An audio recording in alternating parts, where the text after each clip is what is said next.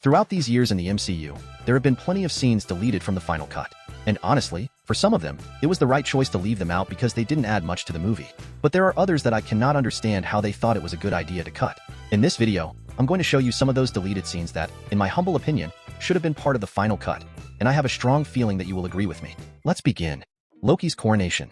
I honestly don't think I've ever seen a character with a greater desire to be loved and to rule than Loki. And guess what?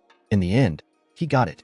He's now sitting on the most important throne in the entire multiverse. We might not need this deleted scene to understand that, but man, it's a scene they definitely should have kept. It perfectly captures the essence of who he is. In this deleted scene, we see Loki's yearning to be loved and his ambition to claim the throne of Asgard. It's like he wants to step into Thor's shoes, to be the hero, to be the one everyone looks up to. I honestly feel like if you asked Kid Loki what he wanted to be when he grew up, he'd probably say Thor. This scene is a testament to that dream. We even get a glimpse of him lifting Mjolnir, which is huge. The fact that he was lifting Mjolnir shows us that he's not just a villain. He's grappling with his identity and what it means to be worthy. Everything was going perfectly until, bam, his mother interrupts him. Unfortunately, that was a Loki illusion.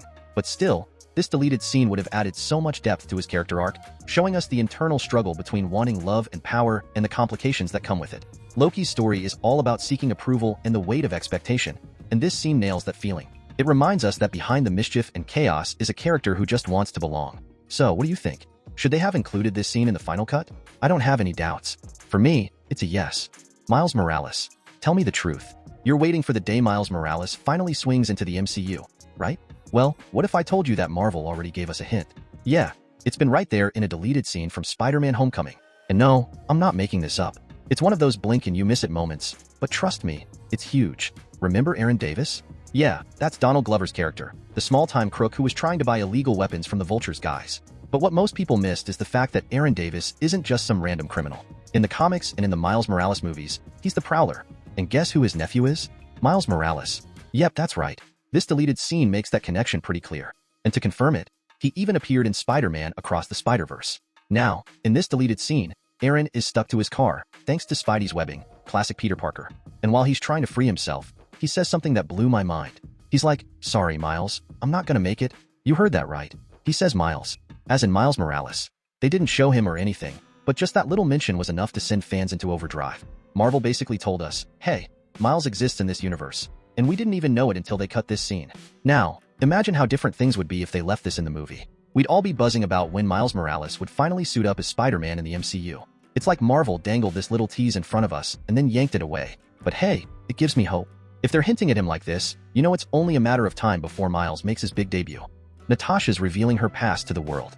This one is without any doubts one of the most intense, cut-too-soon moments in the MCU. Natasha's deleted scene from The Winter Soldier where she's about to expose everything about Hydra and S.H.I.E.L.D. to the world.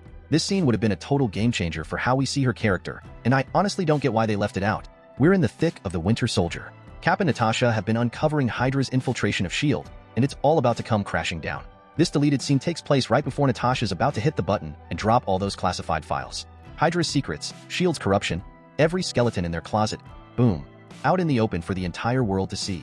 Natasha's always been a master of keeping secrets, right? She's the spy who knows everything, but doesn't let anyone get close enough to see her cards.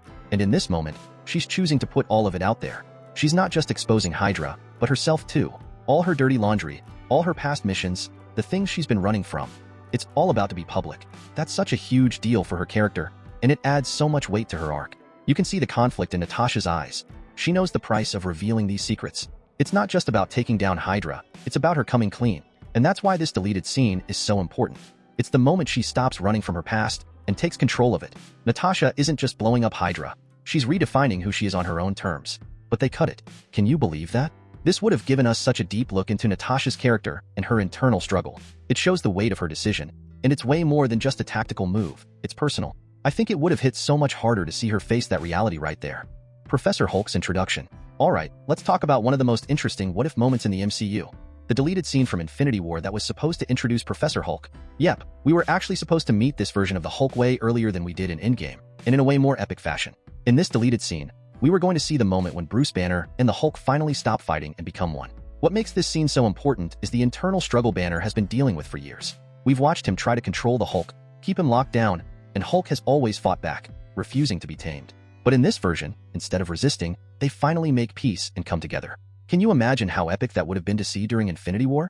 Instead of Bruce being unable to summon the Hulk, we would have gotten a Hulk with both brains and brawn, all wrapped up in one. That's a huge payoff for us who've been following their journey since the Avengers. Plus, can you imagine Hulk charging into battle in Wakanda? But this time, as Professor Hulk? That's next-level stuff. The combination of strength and Banner's smarts would have made him a force to be reckoned with.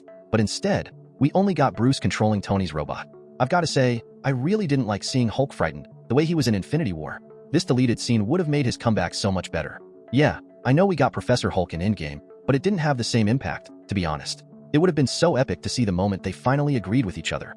Hulk just wanna live. I live too, man. Me too. So let's live.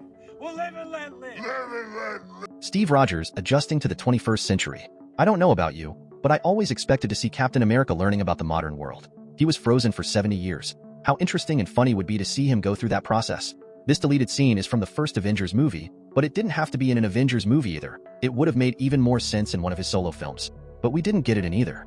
I mean, they actually filmed it, but then decided it wasn't worth putting in the final cut of the first Avengers movie. This deleted scene gives us exactly what we were missing. We see Cap learning new pop culture references, watching modern movies, basically immersing himself in this whole new world he woke up in. We even get to see the moment when Steve discovers that Peggy is still alive, and he chooses not to call her, which is a huge emotional moment. I mean, how could they cut that? And, to top it off, Stanley shows up, giving Cap some dating advice, from one old man to another. Classic Stan. The most frustrating part? In the movie, there's a scene that hints Cap has been doing all of this. And two of the sharpest men I know into his personal flying monkeys. Monkeys? You don't understand? I do. I understood that reference. But we don't actually get to see it happen. This deleted scene was such a missed opportunity. It might not seem like a huge deal, and sure, it wasn't going to change the course of the MCU, but they definitely should have kept it in the final cut. As for her number, you moron. Were you already aware of these deleted scenes? Which one would you have wanted them to keep in the final cut? I want to know your thoughts in the comments. And if you want a second part, make sure to comment part 2, because there are a lot more MCU deleted scenes they should have kept. But I will only make the second part if you tell me you want a second part. In the meantime, I've got another video for you where I talk about the top deleted scenes that could have changed the MCU forever if they had stayed in the final cut. It's right here for you. I hope to see you there.